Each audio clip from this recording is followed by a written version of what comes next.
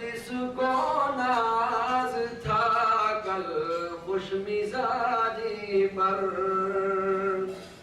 وہی اقبال جس کو ناز تھا کل خوش مزاجی پر، فراق طیبہ میں رہتا ہے اب رنجیدہ رنجیدہ، فراق طیبہ میں رہتا ہے اب رنجیدہ رنجیدہ، مدینے کا سفر ہے اور میں نم دیدہ نم دیدہ، جبھی افسردہ افسردہ قدم لرزیدہ لرزیدہ۔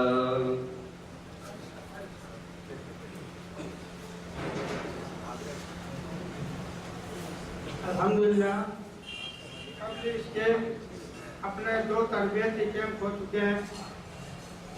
اللہ کے فضل و کرم سے آپ حضرات کے معلومات کے لحاظ سے بہت مناسب ہوئے ہوں گے، آپ مطمئن ہوئے ہوں گے کہ پہلا کیمپ ہم سفر حج کے لیے ابتدائی معلومات، ابتدائی مشکلات، حالات، ضروریات، سامان، ان تمام کی تفصیلات آپ نے بغور دیں۔ دوسرے کیمپ میں ہم نے حج بیت اللہ کے لیے کعبہ شریف کا سفر، کعبہ شریف کا قیام، عمرہ، حج اور اس کی تربیت ہم نے دیکھی۔ آج الحمدللہ تیسرا کیمپ ہے۔ اس تیسرے کیمپ میں ہمارے لیے ایک باسعادت صاحب علم، عالم، مفتی اور حج و عمرہ پر لکھی کتابیں لکھے ہوئے صاحب تجربہ شخصیت آپ کے سامنے ہے، جو مختصراً حج کے نکات کو آپ کے سامنے رکھیں گے، عمرے کے بات کو سامنے رکھیں گے، لیکن آج کا ان کے لیے عنوان دیا گیا ہے خاص طور پر مدینہ شریف کا، تو ہمارے حج کے تمام ارکان تکمیل ہو چکے ہیں، پھر بھی اس کو ایک اعادے کے طور پر مولانا کہا کہ نہیں ہم اس کو مختصر سے کریں گے اور اس کے بعد مدینہ منورہ کی طرف آپ کھلے چلیں گے انشاءاللہ۔ اب مولانا مفتی صاحب آپ کے سامنے جو تفصیل بیان کریں۔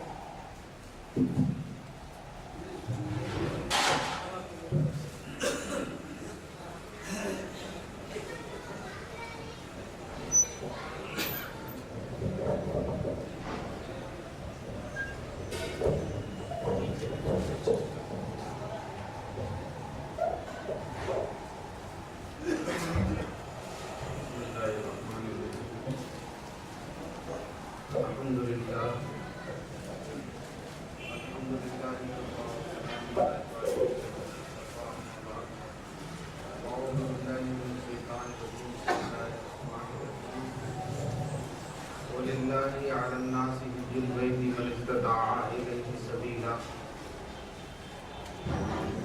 وقال النبي صلى الله عليه وسلم ليس لحجة مبرورة ثواب إلا الجنة۔ خدمت حجاج کمیٹی کے صدر صاحب، اراکین حجاج کمیٹی محترم انصاری صاحب، مفتی خالد صاحب اور میرے خوش نصیب بھائیوں اور بہنوں جن کو اللہ نے ان سال اپنے در پر بلانے کا فیصلہ کیا ہے، میرے بزرگوں، بھائیوں، جانے سے پہلے آج سے ہی تہجد کی نماز پڑھ کے 2 رکعت شکرانہ پڑھو 4 باتوں پر۔ کتنی باتوں پر؟ پہلی بات تو یہ ہے کہ جناب آپ کو اللہ نے اسلام اور ایمان کی دولت سے سرفراز کیا۔ اگر یہ دولت نہ ہوتی تو ہم حج کو جاتے۔ سب سے بڑی نعمت اور سب سے بڑی دولت اور سب سے بڑا انعام جو اللہ تبارک و تعالیٰ کا وہ یہ ہے کہ ہم کو ایمان کی دولت سے نوازا۔ ایک انسان ہے، اس نے ساری زندگی عیش و عشرت کی گزاری، تکلیف نام کی کوئی چیز نہیں دیکھی، لیکن بے ایمانی کی موت مرا، خدا کی قسم وہ ناکام۔ لیکن ایک شخص وہ ہے جس نے مصائب میں، آزمائشوں میں، تکالیف میں زندگی گزاری، لیکن اللہ کی ذات و صفات پر اور اللہ کے رسولوں پر اس کا ایمان تھا، ایمان کے ساتھ دنیا سے گیا، خدا کی قسم وہ کامیاب ہو۔ اس لیے اللہ والے اس کی دعا کرتے تھے کہ ہماری موت آئے تو کس پر آئے؟ ایمان۔ اس لیے جنازے کی نماز ہم پڑھتے ہیں، لیکن ساری دعا ہمارے لیے اس میں ایک دو جملے لفظوں کے علاوہ کہا جاتا ہے اللہم من احییتہ منا فاحیہ علی الاسلام۔ اے اللہ، جس کو تو زندہ رکھے اس کو اسلام پہ زندہ رکھ، اسلام کی تعلیمات پہ زندہ رکھ۔ ومن توفیتہ منا فتوفہ علی الایمان، اور جس کو موت آئے اس کو کائے پر موت آئے؟ ایمان۔ ایمان ایک ایسی دولت ہے، اس سے بڑی نعمت نہیں ہے ہمارے لیے۔